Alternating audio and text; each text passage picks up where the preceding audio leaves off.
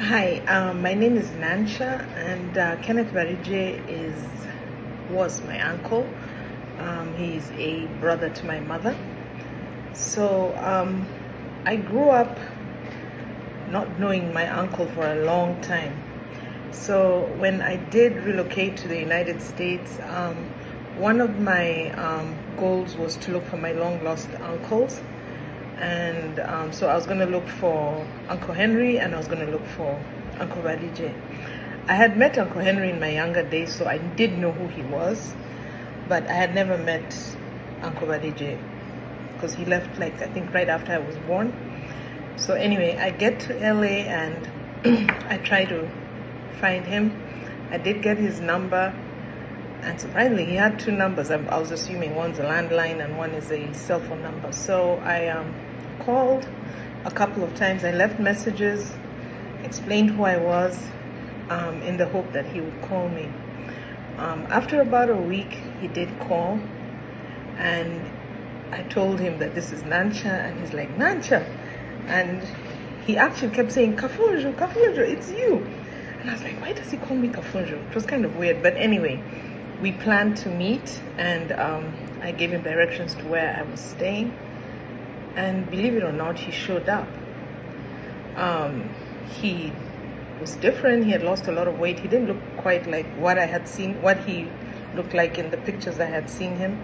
But anyway, we were very, very excited to see each other, very excited to meet each other. And he kept telling me all these stories about my mom and my grandparents. And, it was quite a meeting, I'll say. But from that day going forward, we met almost every weekend. He came home every weekend.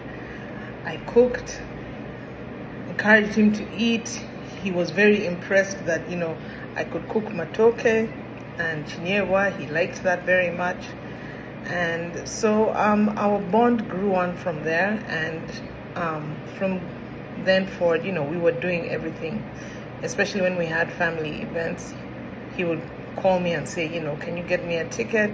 And he would offer to buy my ticket as well. Would fly to San Francisco, would fly to Las Vegas. So we had a lot of interaction, as brief as it was. One of the things that I kept asking him, because he always called me Kafunjo, I kept asking, why do you call me Kafunjo? And he said to me one day that I call you Kafunjo because it means that you're special. You're very, very special. And I was so touched. I was like, wow, you think so? And he said, yeah, you're very special. You look at all that you've done for me. You're like, very special to me. You help me whenever I call you. You show up. And he gave me a hug and he said, you're special. And that was very touching to me. Uncle Varije was a very kind person. He would give you the shirt on his back at any time, whether he had whatever he had. I mean, it might be little, small, he would offer it. And while we were at the store, I was just trying to get a simple bed. I wasn't trying to get anything. I wasn't trying to break the bank. And he said to me, pick whatever you want. I said, nah, I'm not going to pick anything I want and what. So I picked one and he said, no, that's not good enough for you. So he went up to one of the beds. It was a whole bed set, like a queen size bed, with the dresser, the drawers and everything. And he's like, why don't you take this one? I'm like, man, that's too much. And he insisted. He says, no. And he just said to the guy, here, take my card. And he bought the bed. I was taken aback. I couldn't believe it. I was like, oh my goodness, he bought a bed. I was so touched. All in all, the little time we had together was special. I did move out of LA, but every time I went out there, I'd get in touch with him. He would come meet me, would have lunch, would have dinner. The last time I did go out there, he was already in a hospice. I did try to go and see him, but I didn't make it. I remember Auntie Jolly telling me he might not even remember who you are. That was heartbreaking, but I insisted that I needed to see him regardless, but I never did get to see him that last time, which was about 2 years ago. He was a very entertaining fellow, very proud, I remember one time we were driving. I think we were going to San Jose. I don't quite remember, but we flew together into San Francisco Airport.